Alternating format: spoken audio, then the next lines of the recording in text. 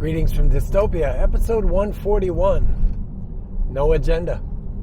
No agenda at all today. The other day I'd mentioned going and completing the I&M this weekend, but with my back the way it is, I'm not going to push it. I have 24 miles spread over 2 days. I could probably do it if I just went with, a small fanny pack or something to keep the weight off of my shoulders and blah, blah, blah, but I'm not going to push it. I do not want to be put down for my back right now. And that building finally collapsed. Some of these old barns out here, I love the old barns in farm country. And some of them out here are beautiful. They, out here being north central Illinois, quite a few of them have that Scandinavian style to them. And this derecho that came through knocked down a lot of old structures. And by the way, if you live in north central Illinois, start driving the country roads, there are piles and piles of firewood in people's driveways with signs that say free firewood, where they've cut down these trees that were knocked down in the derecho. If I had a fireplace, this van would look like the Beverly Hillbillies going down the road. But yeah, I do miss having a fireplace or a wood-burning stove. So yeah, no agenda today. Just trying to think of somewhere to just go and sit down, do just a peaceful bit of fishing. That was one. So I got a direct message from the Facebook page, STFU and Fish. At least you're starting to head the right direction with comments. But yeah, I was talking about the microfishing post that I put up yesterday. There was a video from Oklahoma, and I forgot if it was the state or maybe the guy just works for the state. But yeah, talking about microfishing, and the guy noticed the owner hooks in the video were the same ones that I showed in one of my videos prior to this last week sometime. And yeah, absolutely, the owner hooks they're spot on size-wise. They're pre-snelled. They're pre-lined. So if you're like me and you fumble with your dexterity on small hooks, perfect. Yeah, that is a great little video. And yeah, the minnows are that colorful. We have quite a few in Illinois that in their spring spawn, the colors on them are just amazing. And again, don't forget to pick up the Peterson's book. He also mentions that in the video. If you want to be able to identify a lot of these microfish. Oh man, maybe we should just go to Shadow Creek. But the last few weekends it's been crowding up. But yeah, anyway, so back to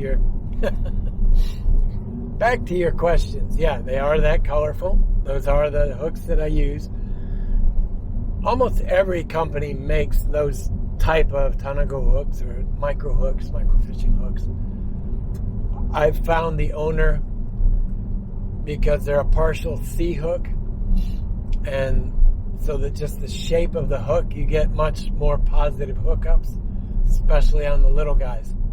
And the other idea is to try and do as little damage as possible. You don't want to kill them, just to catch them out. So let me drive a little bit here and figure out where we're going to go. See you guys in a bit. Okay, so a viewer question was, he has a pack that does have some type of nylon webbing on it, and he'd like to mount his rod on the outside of the pack. So this one, actually I have little bungees for this, but I don't know where I put them. They would be more like the one that's used here on this pack.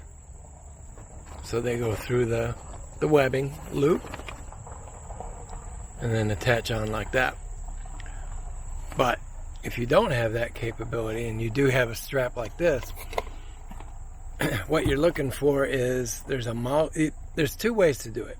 You could just go out and buy a bunch of this bungee. You can buy, just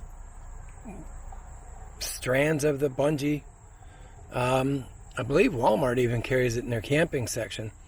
And then you can buy the heavier duty clips like this, the spring loaded. These are, plastic spring, but there are you've all seen them. So this type of toggle right here that's spring loaded, you can buy this type at Walmart along with the bungee.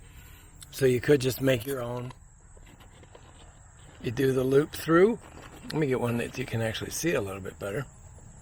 So you do the loop through the webbing, put on your clip, tie a hitch in the end of it, and then you can adjust it and tighten it as needed just by squeezing it. But another way to do it are these type of Maui clips. It's a little bit unusual of a case because of the way these mount on. I don't have anywhere to mount the camera here. And the shelter's in use at this pavilion, which ironically enough is a taekwondo class. How are you going to do taekwondo if you can't touch? Hold on, let me figure this out. Okay, so I had to mount it on my hasp to lock the door here. But yeah, so this type of a clip, they're really good, and they're really handy for stuff like this. It basically just routes up in there, grabs like that. Although you may want to flip it the other way, but so you can see already there's going to be a problem if you put the rod in here. Sorry about that. Because the orientation is wrong. But that, there are clips like this. I have seen them where it's rotated and the bungee still comes over the top. So you can probably find that clip, that style of clip on Amazon. Or at one of the Tacticool sites. Let's just put it that way. I'm just kind of laughing because there's a taekwondo class here, like I said, and somebody showed up to the class and he's carrying a sidearm tucked under a shirt. Seems kind of counterintuitive. The pro spec. Yes. Alright. What are we going to do here? I don't know. Alright, so now that I'm away from the crowd, who still are back over here to my left, you can probably hear him talking. So the guy that had the sidearm under his shirt was not with that taekwondo class. But I did notice as he got into his into his Jeep, because he parked right next to me in the van. But as he got back into the Jeep and pulled away, he had a bumper sticker that said white power. Really? What is it with people nowadays? Why? I will never understand that. Anyway, not going to get on my high horse today. I'm trying to walk down here to the creek. Wound up coming up to Shadow Creek anyways. Gonna do a spot of microfishing per se. I brought my 2-weight. I'm gonna go down here to the creek off the old bridge and see if I can catch a chub or two. Maybe walk a little bit here. Trail's a little bit uneven. I probably shouldn't be walking on this one today, but I'm not gonna walk far at all. Let's just see if we can get over here and catch a chub or two. Water's nice and clear. Get my rod up. Oh, I already see a big chub. It's moving up there, up the rocks. 2 big ones. Alright, let me see if I can clamp this up here. See what we can do. Hold on just a minute. Alright. Well, everybody from the taekwondo class is now walking the trail. Great. Let me get some of these people out of the way here. There's more than just a few people. This is not that taekwondo class. This is so far about 50 people have gone by. At least they're staying in family groups, but they're still... whatever. I don't want to be that guy. But the county's safety guidelines for the preserve specify groups no larger than 10. Yeah, I don't want to be I don't want to call the county and piss and moan about it, because like I said, I don't want to be that guy. But people, exercise some common sense. Those guidelines are there for a reason. So I'm done with this preserve. I don't know where I'm going to go now. This is typically the quiet one. I'll give you a sweep of the parking lot cars when I get up here to the top. Usually when I'm here, there's one, maybe two cars, plus mine.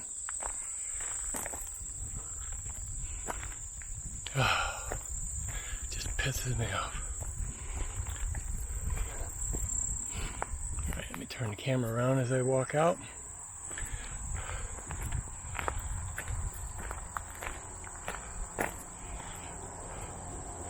Like I said, when there's typically one or two cars, I don't have a problem with it.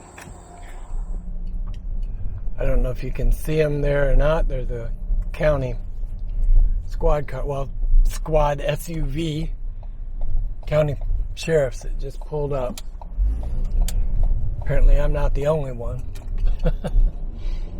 I didn't call. I don't want to be that guy that's always like, calling the police on everybody. But somebody did.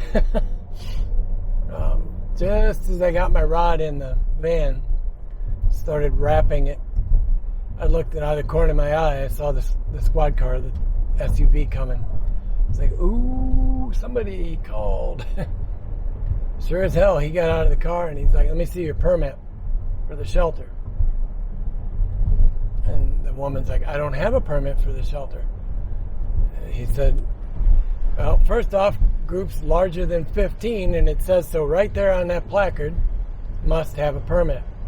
Second off, at the moment, groups in the county, there is no assembly of groups larger than 10. How many people do you have here? She didn't know off the top of her head, and I felt like going, I saw at least 32. It's a huge group of people. So I don't recall if I've recorded here or not. But that's Blackberry coming that way. And there's the start of the riffle to the first pool. Got a largemouth bass floating right down here. Blackberry is another good creek for smallmouth, but the bottom is very muddy on this creek. I've been walking along, at about ankle deep in some spots upstream, and suddenly been knee deep in mud. So the bottom is very, very soft. All right, well, first things first, I just went to change flies and realized I didn't put the new leader on the 6-weight. So I'm gonna go back to the van and grab that, put that on, and go something more top water. All right, so now we moved below the first big pool. Gonna run this riffle a little bit and then head on downstream. Well, now I'm down below the second pool. I see a few smallies in this pool right in front of us here, but nobody wants to play. So I'll move down a little bit farther. All right, well, I'm done at Blackberry Creek. Nothing major. One really pretty female bluegill. I took a picture of her. I'll put that up here. I had some epic chases from a carp. I did get a picture of the carp, but he just wouldn't hit it. But he was chasing this fly around. I'll post a picture of it. It's just a little top water. I think it's supposed to be like a damselfly or something like that, but I got some of those from somebody, and then I tied up a mess more, because for bluegill, they're just stupid fun. It's a good little pattern for bluegill. But anyways, that carp was chasing it all over the pool. He'd come up and then last minute drop down, so it'd be like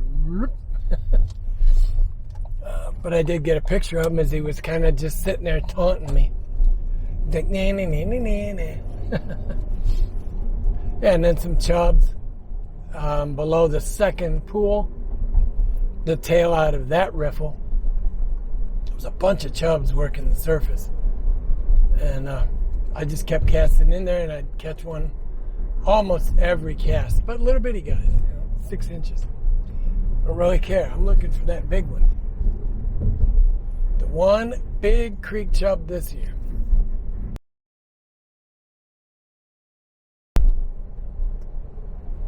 Anyway, that's about it for today. Like I said, there was no real agenda today other than my walk originally, but that's my hike, but that didn't happen. So, made the best of the day I could. I got out and did my normal walk, did some fishing, caught a few fish. It's all that matters. The little bits of joy every day, they all add up sooner or later. Who was it that used to say that? Army friend, and I just can't remember her name. It's the little bits of joy every day that make my life worth living.